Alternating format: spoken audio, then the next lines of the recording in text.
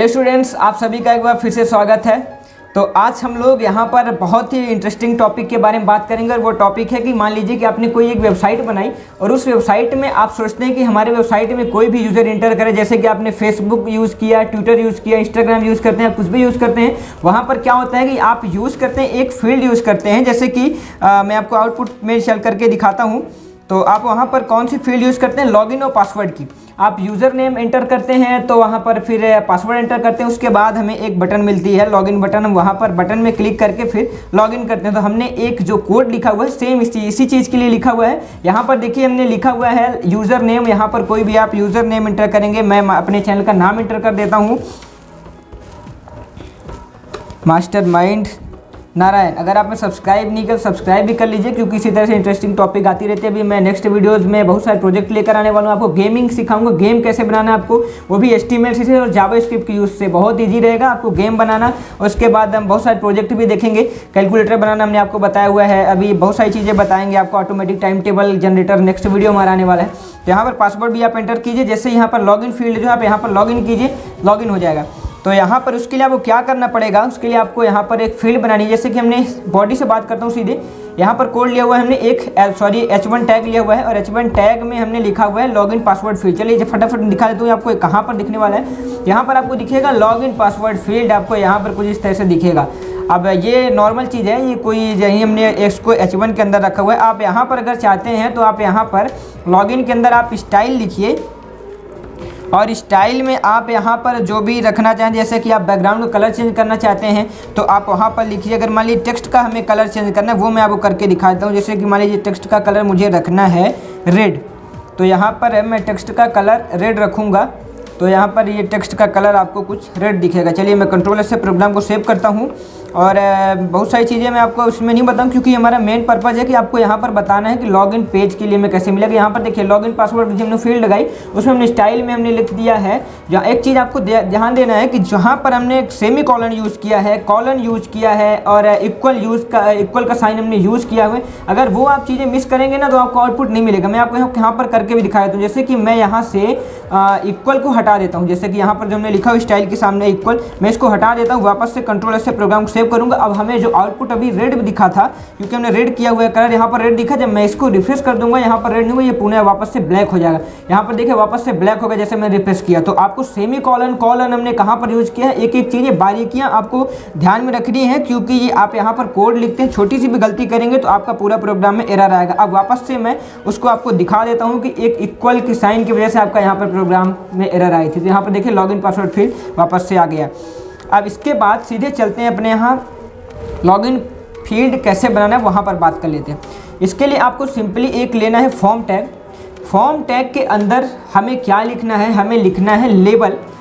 Label किसके लिए हम लेंगे, लेबल लेंगे जो हमने यहाँ पर यूज़र नेम लिखना है उसके लिए। तो लेबल हमने लिया और लेबल फॉर किसके लिए, यूज़र नेम के लिए। यहाँ पर टेक्स्ट की एंट्री हम क्या करेंगे, यूज़र नेम करेंगे और यहाँ पर कर देंगे आखिरी में लेबल को क्लोज। तो यहाँ पर कैसे मिलेगा आपको वहाँ पर आउटपुट, चलिए मैं दिखाता हूँ।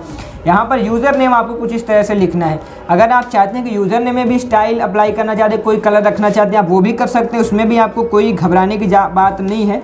आप यहाँ पर एंट्री, यहाँ पर जैसे हमने स्टाइल लगाई, आप स्टाइल एंट्री कर दीजिए, वहाँ पर हो जाएगा। मैं वीडियो काफ़ी लंबी हो जाएगी, क्योंकि हमारा मेन पर्पज़ है आपको बताना कि यूज़र नेम और पासवर्ड फील्ड और लॉगिन बटन हम कैसे यूज़ करेंगे। यहाँ पर बेसिकली तीन चीज़ें हम यूज़ करने वाले हैं। एक हम यूज़ करेंगे टेक्स्ट एरिया यूज़र नेम के लिए, दूसरा भी टेक्स्ट एरिया हमारा यूज़र नेम के लिए। ये दो चीज़ें तो कॉमन हो गई। और तीसरा नहीं, हम यहाँ पर दूसरा क्या यूज़ करेंगे, क्योंकि दो चीज़ें तो हमने कॉमन यूज़ करनी है यूज़र नेम पासवर्ड के। दूसरा हम यहाँ यूज़ करने वाले एक बटन, और बटन में काहे के लिए रहेगी, बटन लॉगिन बटन रहेगी।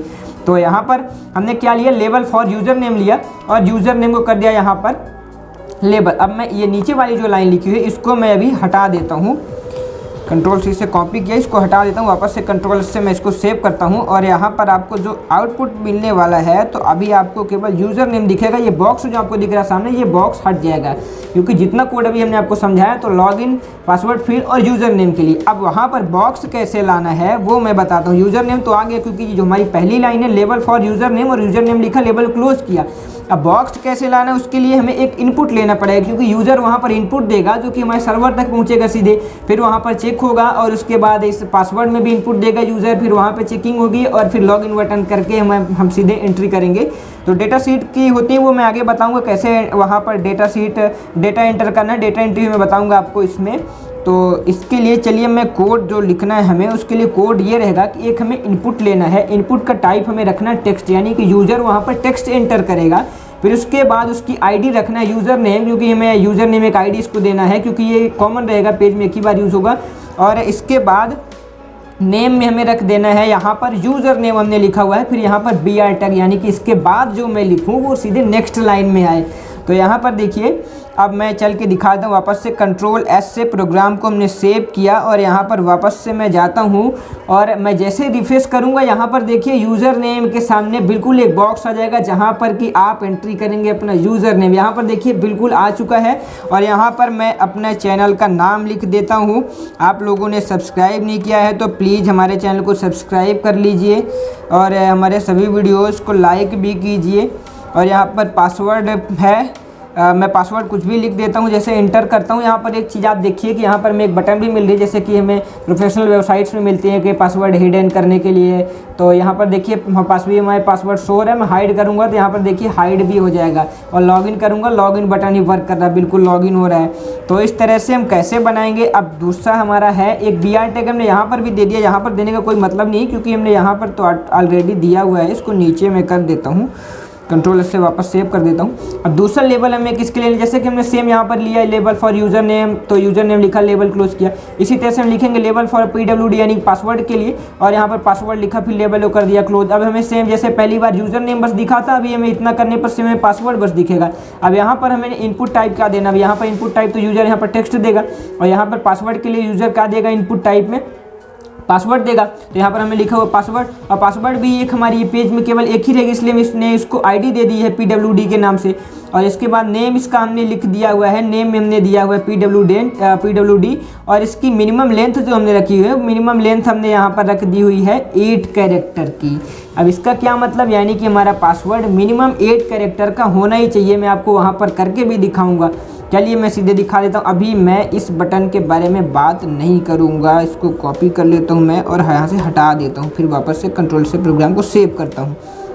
चलते हैं आउटपुट की तरफ। तो यहाँ पर जैसे मैं रिफ्रेश करूँगा, यहाँ पर लॉगिन बटन नहीं है, भी यूज़र नेम हमने इंटर किया कुछ भी, और यहाँ पर हमने पासवर्ड में देना है, जैसे कि पासवर्ड आपको हाइड रहेगा, ये शो नहीं होगा, ये देखिए पासवर्ड भी इंटर हमने कर दिया। और यहाँ पर हाइड का हमने आपको बताया। अब एक चीज़ यहाँ पर देखिए, अगर हमने क्या बताया था कि मिनिमम 8 कैरेक्टर का पासवर्ड होना चाहिए, यहाँ पर देखिए मैं अगर 2 कैरेक्टर रखता हूँ तो क्या होता है।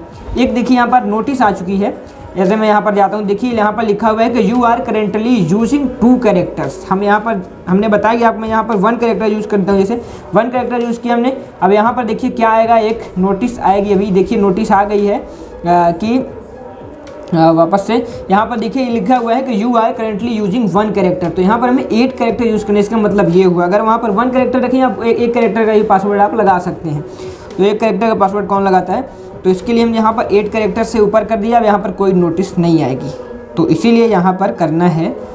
अब इसके बाद हमारा आता है कि लॉगिन बटन। अभी हमने यहाँ पर इतनी चीज़ें तो देख ली, जैसे कि हमने यूज़र नेम देख लिया, पासवर्ड देख लिया।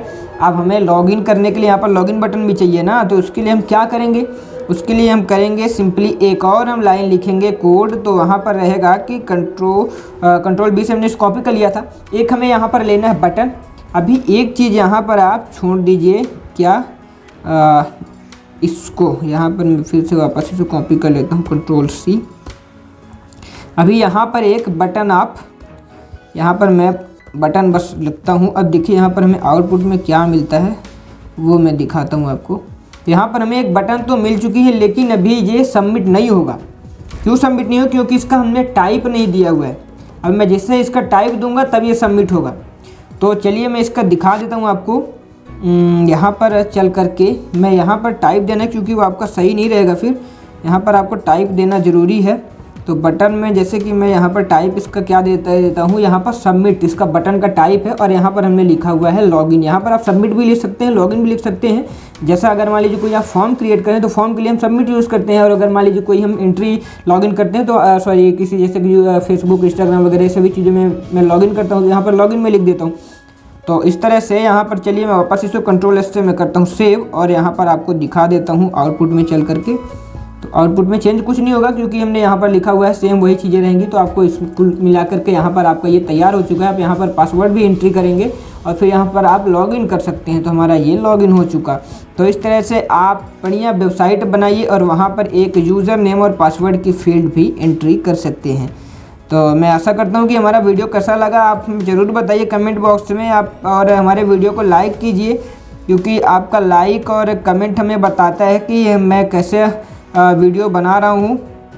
तो उसके लिए मुझे मोटिवेशन मिलता है, आपका कमेंट और वीडियो हमें ज़रूरी रहता है। तो हमें कमेंट और वीडियो ज़रूर किया करें।